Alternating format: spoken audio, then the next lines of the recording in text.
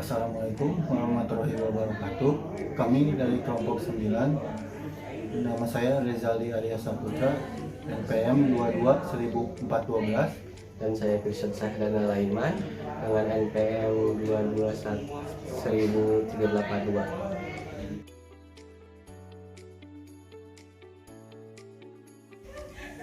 Pengertian tata hukum. Tata hukum dalam bahasa Belanda disebut rechtsorde, yaitu susunan hukum. Tata hukum adalah susunan hukum yang terdiri atas aturan-aturan hukum yang tertata sedemikian rupa sehingga orang mudah menemukan bila sesuatu ketika ia membutuhkan untuk menyelesaikan peristiwa hukum yang terdiri dalam masyarakat. Setiap bangsa mempunyai tata hukum sendiri. Demikian juga bangsa Indonesia mempunyai tata hukumnya, yaitu tata hukum Indonesia, tata hukum yang sah dan berlaku pada waktu tertentu di negara tertentu, disebut hukum positif, jus constitutum. Tata hukum Indonesia adalah tata hukum yang ditetap oleh pemerintah Indonesia yang terdiri dari aturan-aturan hukum yang ditata atau disusun demikian rupa, dan aturan-aturan itu antara satu dan lainnya sehingga berhubungan dan saling menentukan. Hal tersebut dapat dibuktikan dengan contoh sebagai berikut. Hukum pidana paling berhubungan dengan hukum acara pidana dan saling menentukan satu sama lain, sebab hukum pidana tidak dapat diterapkan tanpa adanya hukum acara pidana. Hukum keluarga berhubungan dan saling menentukan dengan hukum waris.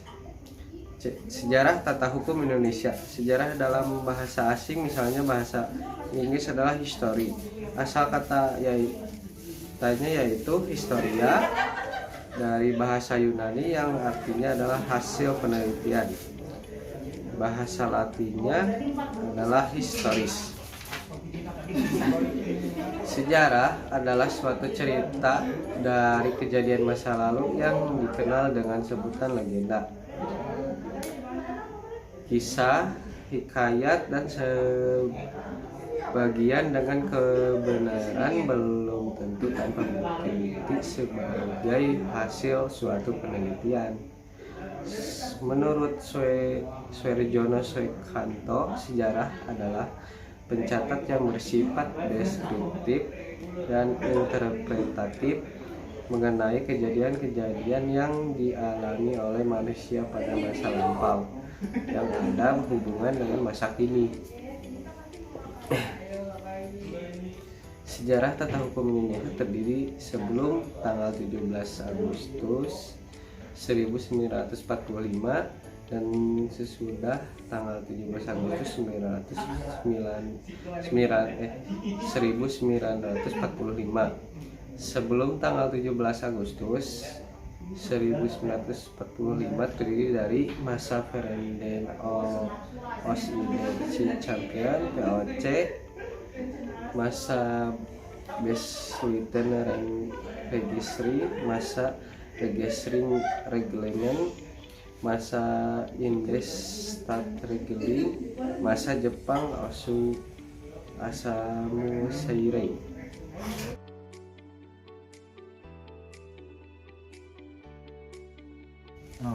Masa VOC tahun 1602 sampai 1799. Sebelum kedatangan orang-orang Belanda tahun 1596 di Indonesia, hukum yang berlaku di daerah-daerah Indonesia pada umumnya adalah hukum yang tidak tertulis atau hukum adat. Setelah orang-orang Belanda berada di Indonesia dengan mendirikan VOC pada tahun 1602 dengan tujuan supaya tidak terjadi persaingan antar para pedagang yang membeli rempah-rempah dari orang-orang pribumi dengan maksud untuk memperoleh keuntungan yang besar di pasaran Eropa. VOC dalam berdagang diberi hak istimewa oleh pemerintah Belanda yang disebut hak oktrooi yang meliputi monopoli pelayaran dan perdagangan, mengumumkan perang, mengadakan perdamaian, dan mencetak uang. Dengan hak oktrooi itu, VOC melakukan ekspansi penjajah ke daerah-daerah Nusantara dan menanamkan penekanan dalam bidang perekonomian dengan memaksa aturan-aturan hukumnya yang dibawa dari negeri asalnya untuk ditaati oleh orang-orang pribumi. Peraturan tersebut merupakan hukum positif orang Belanda di daerah perdagangan, yakni ketentuan-ketentuan hukum yang dijalankan di atas kapal-kapal dagang. Ketentuan hukum tersebut sama dengan hukum Belanda kuno yang sebagian besar merupakan hukum disiplin. Sejak Gubernur Jenderal Peter Both diberi wewenang untuk membuat peraturan yang diberlakukan oleh VOC di daerah-daerah dikuasainya, maka setiap peraturan yang diumumkan berlakunya melalui pelekat. Kemudian pelekat itu dihimpun dan diumumkan dengan nama Statuten van Batavia pada tahun 1642. Statut tersebut berlaku sebagai hukum positif baik orang-orang pribumi maupun orang pendatang dan sama kekuatannya berlakunya dengan peraturan-peraturan lain yang telah ada. Peraturan-peraturan hukum yang dibuat oleh VOC pada masa ini pun kaidah-kaidah hukum adat Indonesia tetap dibiarkan berlaku bagi orang pribumi. Tetapi dalam berbagai hal VOC mencampuri peradilan adat dengan alasan bahwa sistem hukum pada hukum adat tidak memadai hukum memaksakan rakyat menaati peraturan-peraturannya. Adanya tindakan-tindakan yang menurut hukum adat bukan merupakan kejahatan, sedangkan menurut hukum positif merupakan tindak pidana yang harus diberikan suatu sanksi. Salah satu contoh tentang campur tangannya adalah dilaksanakannya Pakem Cirebon sebagai pegangan bagi hakim-hakim peradilan adat yang isinya antara lain menurut sistem hukuman seperti pemukulan, cap bakar di lantai. Pada zaman ini daerah Indonesia misalnya Aceh sudah dikenal sistem penghukuman yang kejam seperti hukuman mati bagi seorang istri yang melakukan perzinahan, hukuman potong tangan bagi orang yang mencuri, hukuman menumbuk kepala dengan alu lesung bagi orang yang membunuh tanpa hak. Dari uraian di atas dapat diketahui ketika VOC berkuasa, tata hukum yang berlaku adalah aturan-aturan yang berasal dari negeri Belanda dan aturan yang diciptakan oleh Gubernur Jenderal yang berkuasa di daerah kekuasaan VOC, serta aturan yang tidak tertulis maupun yang tidak tertulis yang berlaku bagi orang pribumi, ini hukum adatnya masing-masing. Pada tanggal 31 Desember 1799 pemerintah Belanda akhirnya membubarkan VOC karena banyak menanggung utang. Yang kedua masa Besluiten Regering tahun 1814 sampai 1855. Menurut pasal 36 Netherlands Grondwet tahun 1814, UUD Negeri Belanda 1814 menyatakan bahwa raja yang berdaulat secara mutlak mempunyai kekuasaan tertinggi atas daerah-daerah jajahan dan harta milik negara di bagian-bagian lain. Kekuasaan mutlak raja itu diterapkan pula dalam membuat dan mengeluarkan peraturan yang berlaku umum dengan sebutan Algemene Verordening atau peraturan pusat. Karena peraturan pusat itu dibuat oleh raja, maka dinamakan juga Koninkrijke Besluit atau Besluit Raja, yang pengundangannya dibuat oleh raja melalui publikasi, yakni surat selebaran yang diberikan oleh Gubernur Jenderal. Dilihat dari isi Besluit Raja mempunyai dua sifat tergantung dari kebutuhannya, yaitu Besluit sebagai tindakan eksekutif raja, misalnya ketetapan pengangkatan Gubernur Jenderal. Besluit sebagai tindakan legislatif, yaitu mengatur misalnya membentuk Algemene Verordening atau Algemene Maatregel van Bestuur di negeri Belanda. Dalam rangka melaksanakan pemerintah di Hindia Belanda, Raja mengangkat komisaris jenderal yang terdiri dari Eloit Buskes dan Van der Capellen. Para komisaris jenderal itu tidak membuat peraturan baru untuk mengatur pemerintahannya dan tetap memperlakukan undang-undang dan peraturan-peraturan yang telah berlaku pada masa Inggris berkuasa di Indonesia, yaitu mengenai landrente dan usaha pertanian dan susunan pengadilan buatan Raffles. Dalam bidang hukum peraturan yang berlaku bagi pemerintah, dalam hukum peraturan yang berlaku bagi orang Belanda tidak mengalami perubahan karena menunggu terwujudnya kodifikasi hukum yang direncanakan oleh pemerintah Belanda. Untuk memenuhi kekosongan kas negara Belanda sebagai akibat dari pendudukan Prancis pada tahun 1804 sampai 1814, Gubernur Jenderal Dubus de Gessignes melakukan politik agraria dengan cara mempekerjakan para terpidana pribumi yang dikenal dengan kerja paksa. Berdasarkan pada 1820 nomor 16 yang dibagi atas dua golongan, yaitu yang dipidana kerja rantai, yang dipidana kerja paksa. Pada tahun 1830, pemerintah Belanda berhasil mengkodifikasikan hukum perdata pengundangan hukum yang sudah berhasil dikodifikasi. Itu baru dapat terlaksana pada tanggal 1 Oktober 1838. Hal ini disebabkan terjadinya pemberontakan di bagian selatan Belanda pada bulan Agustus 1830. Selanjutnya, timbul pemikiran tentang pengkodifikasian hukum perdata bagi orang Belanda yang berada di Hindia Belanda. Untuk maksud itu, pada tanggal 15 Agustus tahun 1839, Menteri Jajahan di Belanda mengangkat Komisi Undang-Undang bagi Hindia Belanda yang terdiri dari Mr. Scholten dan Mr. Scholten van Oud Haarlem sebagai ketua, Schmitzer dan Van Ness sebagai anggota komisi ini. Dalam tugasnya dapat menyelesaikan beberapa peraturan yang kemudian oleh Witzer disempurnakan, yaitu peraturan organisasi pengadilan. Terus yang kedua, ketentuan umum tentang perundang-undangan. Yang ketiga, Kitab Undang-Undang Hukum Sipil. Yang keempat, Kitab Undang-Undang Hukum Dagang. Yang kelima, peraturan tentang acara perdata. Berdasarkan kenyataan sejarah tersebut di atas, dapat dijelaskan bahwa tata hukum pada masa Bushreitingering terdiri dari peraturan tertulis yang dikodifikasikan dan yang tidak dikodifikasi, serta peraturan tidak tertulis atau hukum adat yang khusus berlaku bagi orang-orang hukum Eropa. Yang ketiga, masa Engerings Reglement tahun 1855 sampai 1926. Di negeri Belanda terjadi perubahan Undang-Undang Dasar pada tahun 1845 sebagai akibat dari pertentangan parlemen dan raja yang berakhir dengan kemenangan parlemen.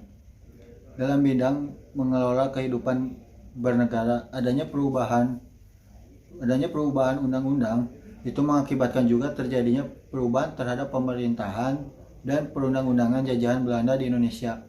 Hal ini dicantumkan pasal 59 ayat 1 sampai 2 dan 4. Undang-undang yang menyatakan bahwa ayat 1, raja mempunyai kekuasaan tertinggi atas daerah jajahan dan harta kerajaan di bagian dari dunia. Ayat 2 dan 4. Aturan tentang kebijaksanaan pemerintahan ditetapkan melalui undang-undang. Sistem keuangan ditetapkan melalui undang-undang.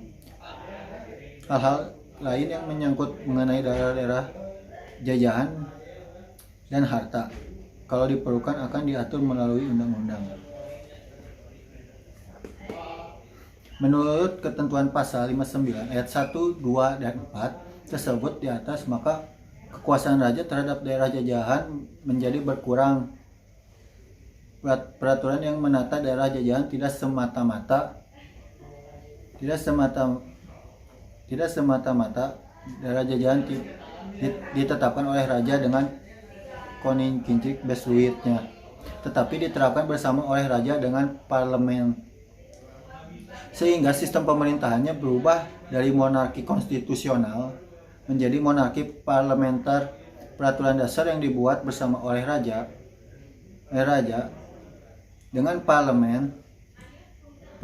Peraturan untuk mengatur pemerintah daerah jajahan di Indonesia ada Regeringsreglement. Regeringsreglement ini berbentuk undang-undang yang diundang-undangkan, yang isinya terdiri dari 130 pasal dan 8 bab, dan mengatur undang-undang pemerintahan Hindia Belanda. Sehingga Regeringsreglement ini dianggap sebagai undang-undang dasar pemerintahan jajahan Belanda. Politik hukum pemerintahan Belanda yang mengatur tentang tata hukum dicantumkan dalam pasal 75, dan asasnya sama sebagian termuat dalam pasal 11, yaitu bahwa dalam menyelesaikan perkara perdata, hakim diperintahkan untuk menggunakan hukum perdata Eropa bagi golongan Eropa dan hukumnya perdata adat bagi orang bukan Eropa.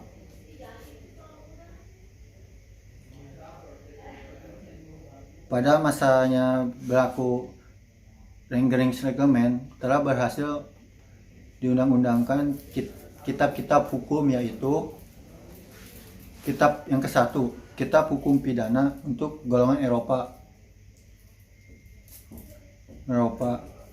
melalui hasil saduran dari kode penal yang berlaku di Belanda pada waktu itu. Yang kedua, Agreement Politis Reglement sebagai tambahan kitab hukum pidana untuk golongan Eropa pada tahun 1872. Yang ketiga, Kitab Hukum Pidana bagi orang bukan Eropa, yang isinya hampir sama dengan Kitab Hukum Pidana Eropa pada tahun 1866. Yang keempat, Politik Strafreglement bagi orang bukan Eropa. Yang kelima, Wetboek van Strafrecht diundangkan pada tahun 1915. Yang keempat, masa Indienst Staatsregeling pada tahun 1926 sampai 1942. Pada tanggal 23 Juni 1925, Regeringsreglement tersebut diubah menjadi Indienst Staatsregeling atau yang disingkat IS, atau Peraturan Ketatanegaraan Indonesia, yang mulai berlaku pada tanggal 1 Januari 1926. Pada masa berlakunya IS, tata hukum yang berlaku di Hindia Belanda adalah pertama-tama yang tertulis dan yang tidak tertulis, dan sifatnya masih pluralistis, khususnya hukum perdata. Hal tersebut tampak pada ketentuan pasal 131 IS yang juga menjelaskan bahwa pemerintahan Hindia Belanda membuka kemungkinan adanya usaha untuk unifikasi hukum bagi ketiga golongan penduduk Hindia Belanda, yaitu Eropa Timur asing dan pribumi, yang ditetapkan pada pasal 163 IS.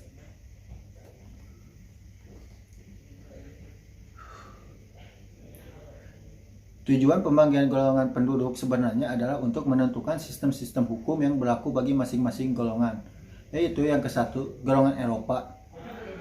Sebagai tercantumnya pada pasal 131 IS adalah hukum perdata, yaitu Burgerlijk Wetboek atau disingkat BW, yang diundangkan berlaku tanggal 1 Mei 1848 dengan asas konkordansi.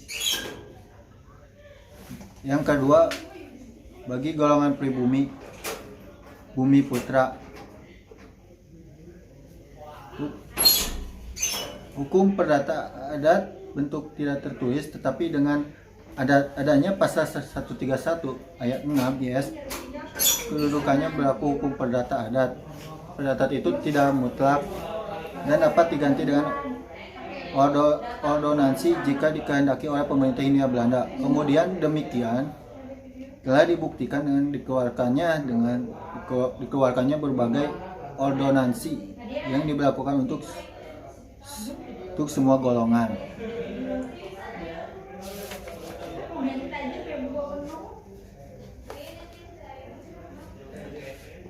Yang ketiga, bagi golongan timur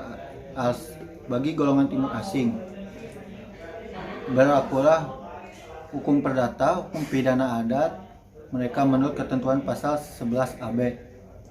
Yang kedua, hukum perdata golongan Eropa hanya bagi golongan timur asing Cina untuk wilayah Hindia Belanda dan untuk daerah Kalimantan Barat. Yang ketiga, hukum acara yang berlaku bagi golongan Eropa dan hukum acara yang berlaku bagi golongan pribumi, karena dalam praktik kedua hukum acara tersebut digunakan untuk peradilan bagi golongan timur asing. Yang kelima, masa Jepang itu Osamu Seirei. Pada masa pemerintahan Jepang, pelaksanaan tata pemerintahan di Indonesia berpedoman undang-undang yang disebut Gun Seirei melalui Osamu Seirei. Osamu Seirei itu mengatur segala hal yang diperlakukan untuk melaksanakan pemerintahan melalui peraturan pelaksanaan yang disebut Osamu Kanrei. Peraturan Osamu Seirei berlaku secara umum. Osamu Kanrei berlaku peraturan pelaksana, isinya juga mengatur hal-hal yang dilakukan untuk menjaga keamanan dan ketertiban umum.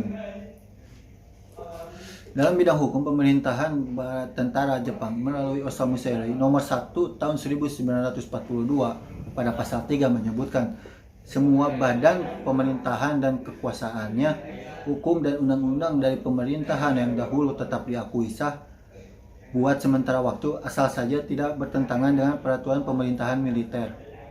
Berdasarkan pasal 3 Osamu Seirei tersebut, jelaslah bahwa hukum dan peraturan perundang-undangan yang berlaku sebelum bala tentara Jepang datang ke Indonesia masih tetap berlaku.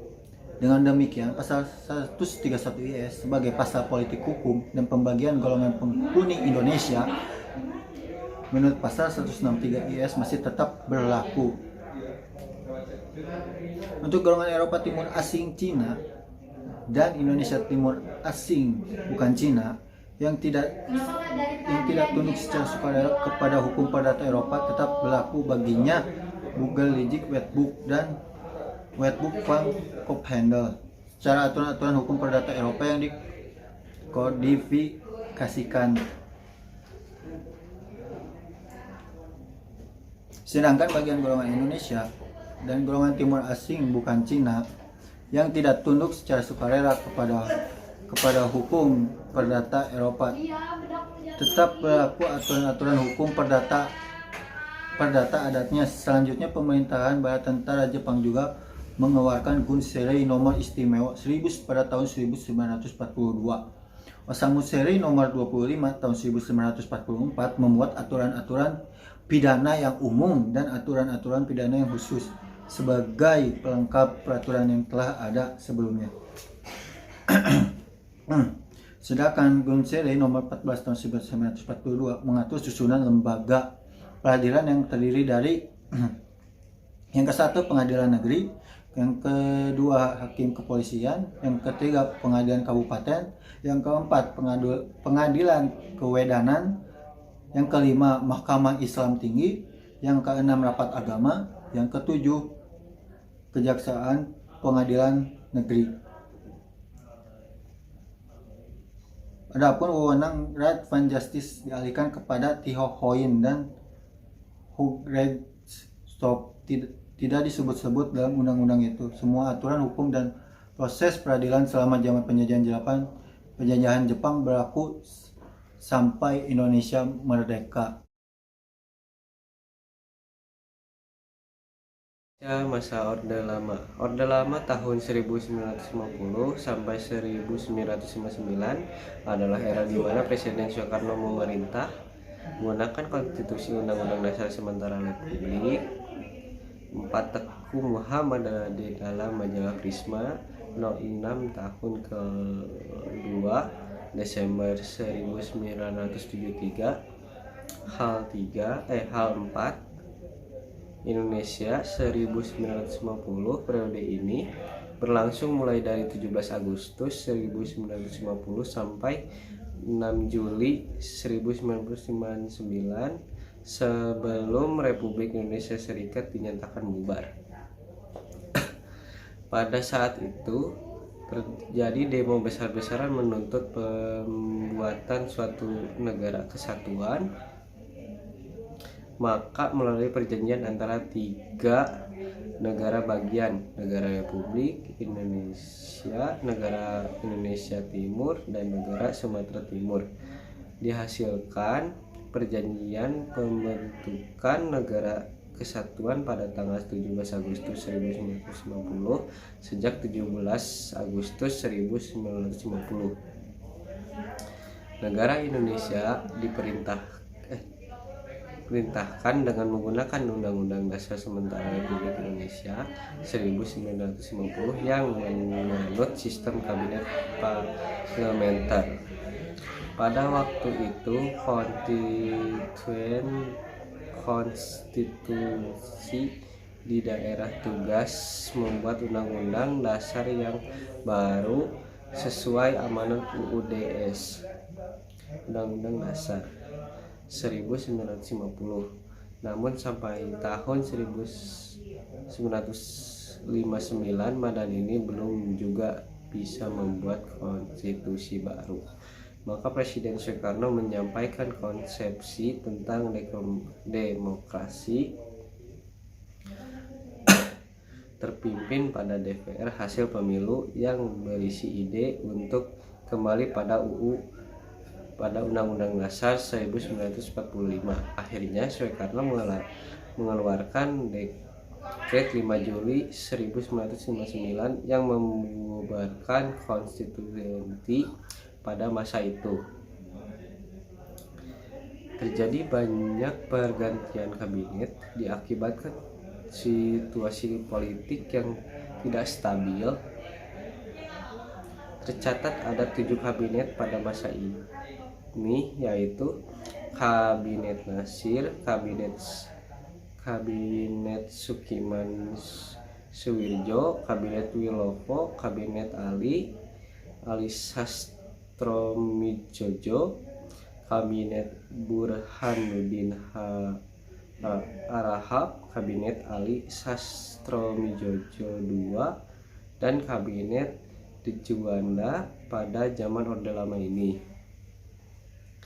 Kekuasaan kehakiman dalam hal ini kejaksaan dan pengadilan tidak mandiri karena berada di bawah kekuasaan eksekutif. Dalam hal ini Presiden Soekarno sebagai pemimpin revolusi. Indonesia masa Orde Baru. Pada masa Orde Baru adalah merupakan masa-masa yang bersifat memaksakan kehendak serta bermuatan unsur politis semata untuk kepentingan pemerintah pada masa itu dan pada masa Orde Baru. Itu pula telah terjadi pembelengguan di segala sektor, dimulai dari sektor hukum atau undang-undang, perekonomian, bisnis, kebebasan informasi pers, dan lain-lain sebagainya. Dan untuk mengembalikan citra bangsa Indonesia, yaitu sebagai negara hukum terutama dalam bidang hukum dan politik, untuk meyakinkan bahwa revolusi belum selesai, dan Undang-Undang Dasar 1945 dijadikan landasan adil atau konstitusional dengan keluarkannya surat perintah 11 Maret pada tahun 1967. Setelah dibentuknya kabinet baru dengan sebutan Kabinet Pembangunan yang merupakan sebagai titik awal perubahan kebijakan pemerintah secara menyeluruh. Dengan ketetapan MPRS No XX menetapkan sumber tertib hukum Republik Indonesia dan tata urutan peraturan perundang-undangan Republik Indonesia. Harus melaksanakan Undang-Undang Dasar 1945 secara murni dan konsekuens, yaitu Pancasila. Pada pembagian 5 tahun yang merupakan sebagai rule of law pada tahun 1969 merujuk kepada paragraf pendahuluan bab UUD 1945 bahwa Indonesia adalah negara yang berajas atau hukum dan bukan negara yang berdasarkan atas kekuasaan belaka, di mana hukum difungsikan sebagai sarana untuk merekayasa masyarakat. Proses pembangunan melakukan pendekatan baru yang dapat dipakai untuk merelevansi permasalahan hukum dan fungsi hukum dengan pembahasan makro yang tidak hanya terbatas pada persoalan normatif dan legislatif, dengan kombinasi melakukan kodifikasi dan unifikasi hukum nasional. Pada masa reformasi, politik hukum Indonesia masa reformasi Gregorius VII, yang artinya sebagai usaha untuk membentuk kembali. Menurut Setandio Wigonojo Subroto, reformasi tidak hanya dimaknai sebagai usaha untuk tujuan reformasi, yaitu untuk memperbaiki sistem hukum, menegakkan supremasi hukum, sistem politik agar dapat mencapai tujuan negara, masyarakat yang adil dan makmur.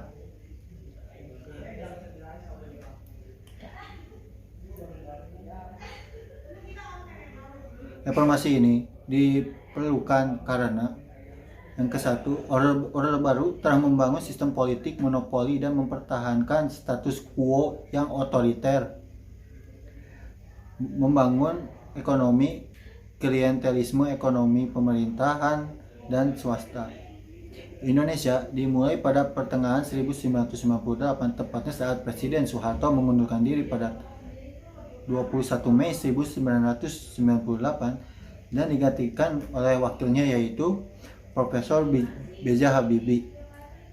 Satu latar belakang jatuhnya pemerintahan Presiden Soeharto ini yaitu karena terjadinya krisis finansial Asia yang menyebabkan ekonomi Indonesia melemah, dan semakin besarnya itu menyebabkan terjadinya demonstrasi besar-besaran yang dilakukan berbagai organisasi. Setelah terjadi tragedi Trisakti pada 12 Mei 1998 yang kemudian memicu kerusuhan Mei di bawah tekanan yang besar dari dalam maupun luar negeri, Soeharto akhirnya dalam keadaan bahaya.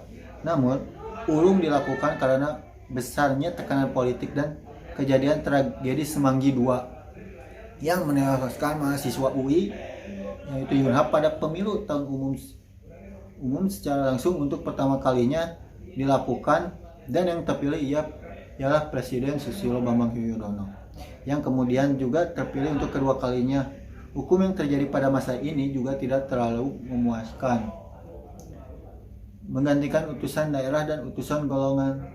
Terbentuknya multipartai politik, MPR hanya sebagai forum pertemuan antara DPD dan DPR. Presiden dan wakil presiden dipilih langsung, serta terbentuknya lembaga hukum yang baru seperti Mahkamah Konstitusi dengan anggota DPR. Penegakan hukum belum mencerminkan jiwa reformasi, terutama pada para aparat penegak hukum masih ada yang bermental korup atau yang suka korupsi, serta pelaksanaan otonomi daerah yang berbasis pada bottom up belum menunjukkan hasil. Setelah kemerdekaan, Indonesia bertekad untuk membangun hukum nasional yang pada awal kemerdekaan dalam kondisi yang belum stabil. Peralihan Undang-Undang Dasar 1945 pasal 192 Konstitusi RIS pada saat berlakunya konstitusi RIS pada pasal menjalankan demokrasi liberal, sehingga hukum yang ada cenderung bercorak responsif konstitusional adalah sistem politik yang melindungi secara konstitusional hak-hak individu dalam demokrasi liberal. Keputusan-keputusan mayoritas dari pemerintah yang tunduk pada pembatasan agar keputusan pemerintah tidak melanggar kemerdekaan dan hak-hak individu secara tercantum seperti tercantum dalam konstitusi. Terus saya akan menjelaskan Kabinet Indonesia Bersatu.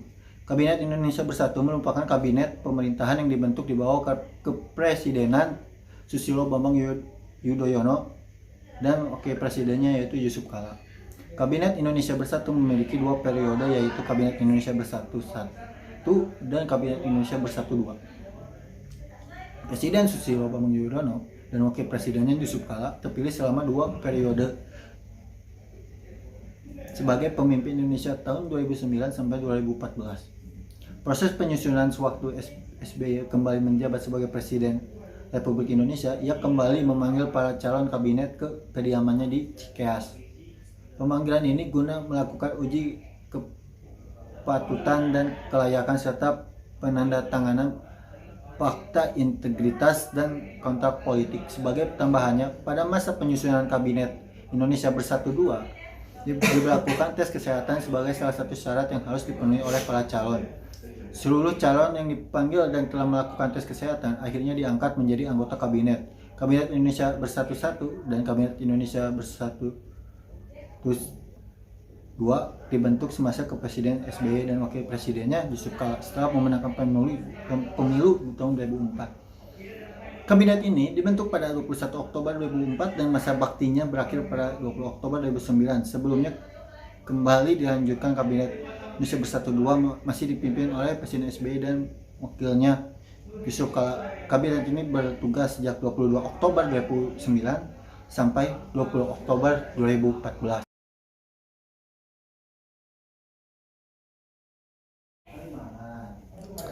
Program kerja Kabinet Jokowi.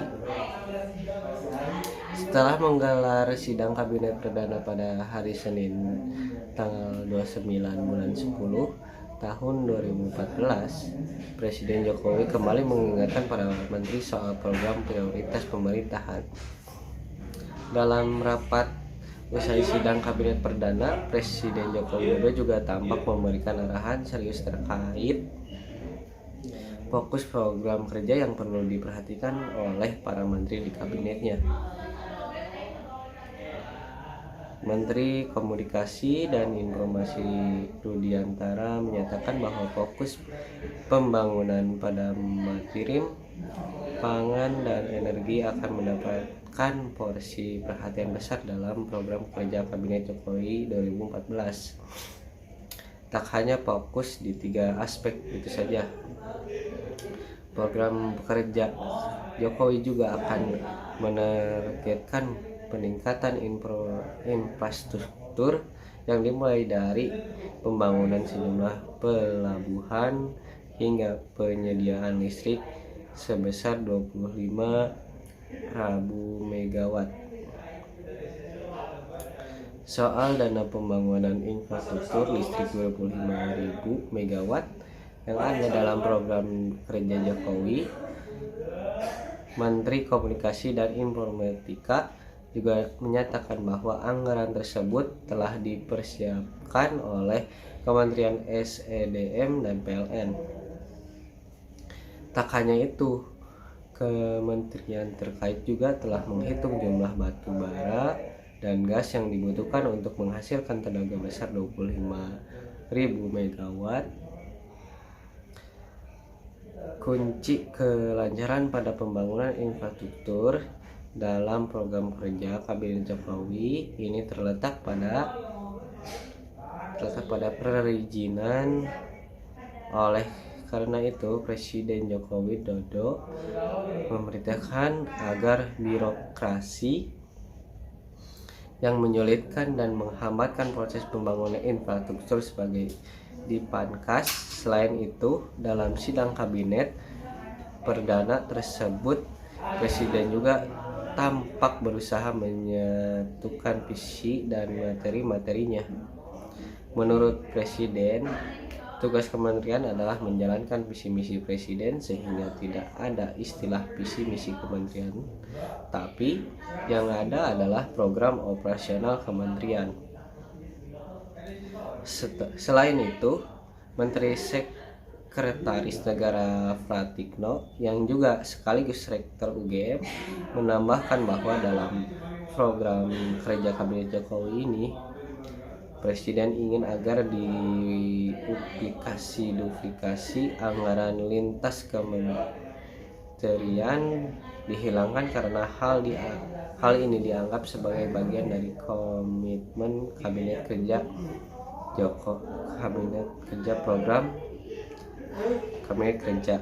Program Kabinet Kerja Jokowi ini memang sengaja dibentuk agar lebih efisien dan efektif bagi kepentingan rakyat.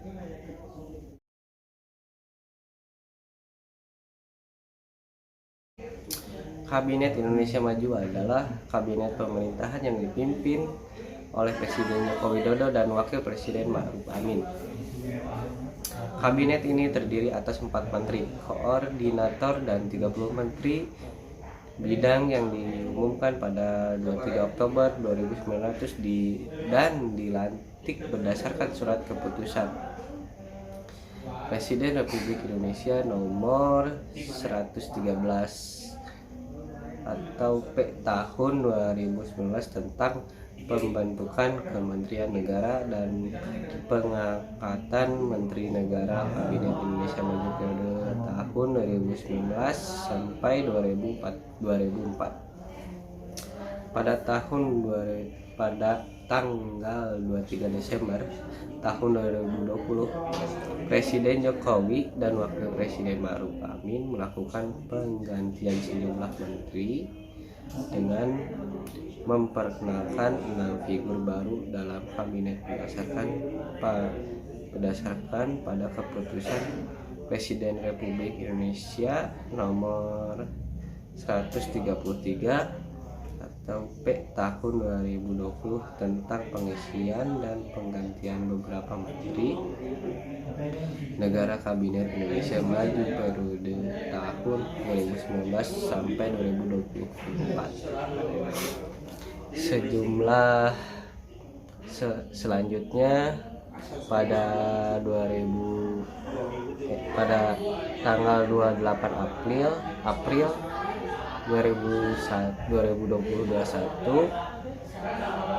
Presiden Jokowi melantik 2 menteri kabinet berdasarkan pada keputusan Presiden Republik Indonesia nomor 27 atau P tahun 2001 tentang pembentukan dan pengubahan kementerian serta pengangkatan beberapa menteri negara Kabinet Indonesia Maju periode tahun 1900 sampai 2004. Melalui pengubahan terbaru ini, Kepala Negara sekaligus memperkenalkan Kementerian Pendidikan, Kebudayaan, Riset dan Teknologi serta Kementerian Investasi.